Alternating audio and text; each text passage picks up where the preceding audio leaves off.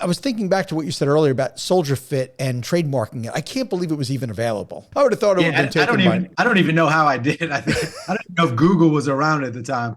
Oh, that's great. I must have figured out how to do it, and I stumbled upon it, and apparently I did it correctly. I would have thought it would have been taken. That's great. Yeah. So, okay, so you grow this thing out, and as company-owned locations, bring me to the franchise journey. So who's thinking franchising, and how does that whole thing come to be? Yeah, great question. And something that we really heavily considered because we looked at the licensing route and we were highly considering that because, again, I think I mentioned it earlier, CrossFit was very popular at the time, ramping up, and they were a license and they grew very, very fast. And, we looked at that option and we kind of said, like, what is the best path towards us? And it was actually one video that kind of changed the trajectory of what the decision we made. It was a video of a licensing company. And, at one of their facilities, this person was doing this absurd, ridiculous exercise that I couldn't believe that a coach would even coach. And I don't know how they didn't break their back. And I was like, look, if we license, like we are just opening this thing up for people to take this to whatever they might. I mean, Right. There could be a Soldier Fit offering ballet classes for all we know, and we can't really control that. Mm-hmm. And so like we understood the little things that made Soldier Fit so special and that they had to be replicated specifically. And we said, look, if somebody goes rogue and doesn't do it this way, like this thing could turn into a disaster. And so that was really the tipping point of when we said, like, look, we're going to franchise. We understand that the cost is going to be higher. The red tape is going to be harder to get through. There's a bit of a learning curve when franchising. And so we were willing to sacrifice all of that just to make sure that this thing was done right. Doing it right.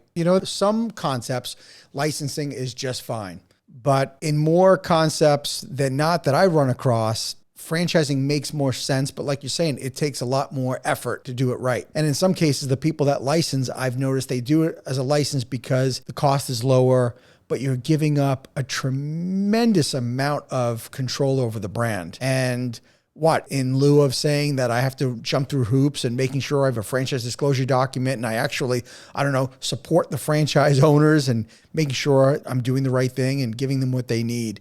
There's so many more advantages of franchising. And I'm so glad that you guys recognize that so quickly. There was another route. Like we were like, do we keep this a corporate brand? Mm-hmm. Do we just try to expand this ourselves? And we kind of looked into what that would take via resources, via capital injection and things like that. But really the flip side of why we didn't do that is we wanted to create opportunities for others to be in business for themselves. And the name is Soldierfit and veterans are attracted to us, but you don't need to be a veteran to be an owner of Soldierfit. Mm-hmm. But I think giving someone that sense of purpose that they may have lost, which is really prominent among veterans, even former athletes that had some sort of like brotherhood, sisterhood, community that they've lost over a period of time, giving that back to them in the sense of like ownership, owning a Soldierfit, but not just owning any business, like owning a business where you're surrounded by people who want to do good things for themselves. Yeah, they want to be healthy. They're making smart decisions. They're making healthy decisions to better themselves. They're spreading that positivity.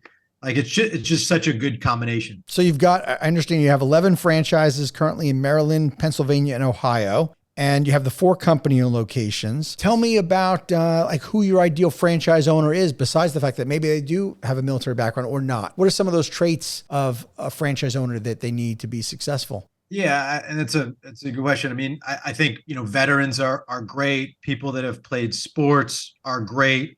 But really, I think anyone who's may have lost their sense of drive, that has a passion for fitness, but not just working out themselves. Because I think there is a difference between like enjoying working out and actually enjoying helping others work out. Right? So if someone has a passion for helping others better themselves, not just physically, not just like, hey, I'm going to help you lose 100 pounds, but like really genuinely caring about that person, wanting them to change mentally as well. Being able to transform someone from someone who maybe lacks confidence, doesn't feel comfortable in their own skin, can't look you in the eye, to just being, that light in the world. And I think anyone who has that passion is the first step. Mm-hmm. They have the right personality. Correct. And then there's other, tangibles and intangibles that person, needs. And a lot of those things we can teach. Mm-hmm. Right. I don't know if you need to be necessarily super business savvy. You don't need to be the best trainer in the world. You don't need to be the best salesperson in the world, because all those things we teach Hmm. really, really well. But you have to have discipline and you have to have drive. And I think anybody who's successful in the fitness game has all those things. Because think about what it takes for someone to be in good shape. You can't just work out once and then give up. Like, this is a ongoing, consistent thing, doing things that you don't want to do, right? Because think about the clients that we serve, even the owners that we serve. Like, there's a lot of things you just don't want to do in business and even working out. But being able to do those consistently, time and time again, when you don't want to do them, that shows to me that you are a good candidate to be a franchise. So, a roundabout way, right? Someone who's just super disciplined, but also someone who can follow a system and process. And that's a very like general term used by franchisors. But we don't want people that are super creative or super visionary like my business partner that want to kind of create their own thing and change things, because we know what works, right? We know the secret sauce. We have it. We want someone who can take the playbook and execute it on, Hmm. not someone who's going to write their own playbook. And that doesn't mean that value are the opinions of potential franchisees or our franchisees, because a lot of our ideas and a lot of our successful ones came from our franchisees, which is great. But we can't implement every little thing that they want to then change, or they're doing something good, they run into a roadblock, and all of a sudden they want to veer off and try something different. Right, right. That's always one of the challenges, because running a business as a franchise owner, it is a lonely job. And if you're struggling, you start coming up with all the reasons in your head on why you're struggling. And, in my own experience, I would hear something along the lines of, if I only had this, or if I only did it this way, then I would be successful, versus what we knew was working. And it's a very delicate balance. It's a delicate relationship, as you know. It's certainly a two-way relationship, and know that you care about them, you're supportive, you're listening, you're taking their input, and you, by all means, you've integrated their ideas. But, it's a path that we have to navigate together as a franchise organization. And it could be tough at times. Communication is so valuable in everything, especially franchising. Right. Like, whether you're an employer, an employee, whether you're in a relationship with your spouse, like, you have to communicate. And that was kind of one of the things that I don't want to say we struggled with in the beginning, but it was one of those balances where, we had corporate locations. So I'm running this business and communicating with my employees here, but also I need to communicate this to my franchisees. What crosses over? What is different? What stays the same? And just over time, I learned, like, just being transparent and open and honest about everything is really the best policy to go with. Mm-hmm. And if you're thinking about, should I send this email? Should I let them know about this? The answer is yes. Let them know about it. Send the email. There's no such thing as too many emails, because I struggled with that a lot. Like, in the beginning, I was firing off like 5 emails a week sometimes. And I was like, maybe I'm bogging these people down with too much. And so I started to pull back. I swung the pendulum the other way. Mm-hmm. Then I was doing too little. And I was like, you know what? There's no such thing as over communication. If they want to Right. delete these emails, fine. They don't want to jump on, our weekly calls, our daily calls, fine. But at least it's getting out there, right? Yeah.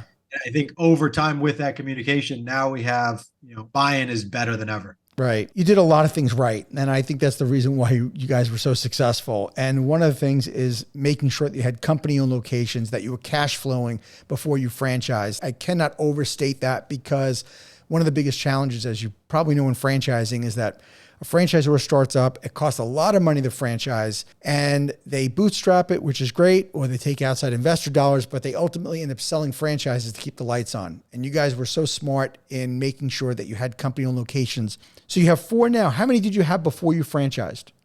We had 3 company-owned locations before we franchised. Yeah. So that, of course, allowed you to understand what it's like to not just have one area, but you proved the concept to be successful in multiple locations. Maybe the demographics looked similar, maybe looked different.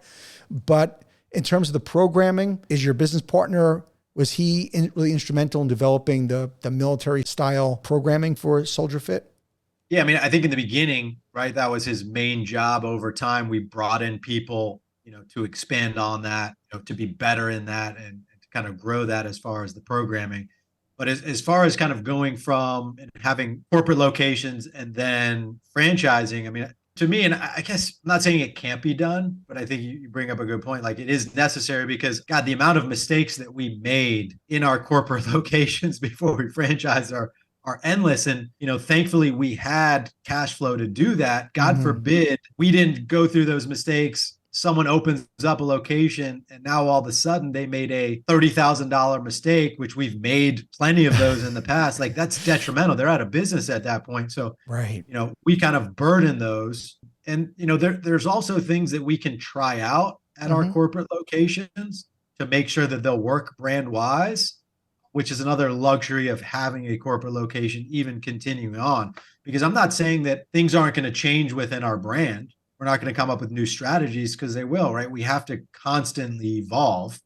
We did that through COVID, and we had our own corporate locations to make sure that those things were going to work before all of a sudden we just sprayed it out among 11 locations and just kind of fingers crossed. I hope this worked. It doesn't work. We're in trouble. If it doesn't work at one location, okay, no sweat. But if it doesn't work at 11 locations, now we're in trouble. Thank you for tuning into the Emerging Franchise Brands podcast.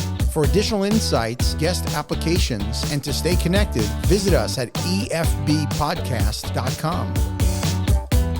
The Emerging Franchise Brands podcast is for entertainment purposes only, and the views expressed do not necessarily represent those of Emerging Franchise Brands, its host Frank Fumey, or Emerging Franchise Group LLC. Any discussed franchise or investment opportunity requires thorough investigation, obtaining proper disclosure documents, and expert consultation before making any investment decisions. The podcast and its host do not offer professional advice or endorsements, and they hold no responsibility for actions, representations, accuracy, or consequential damages related to the podcast content.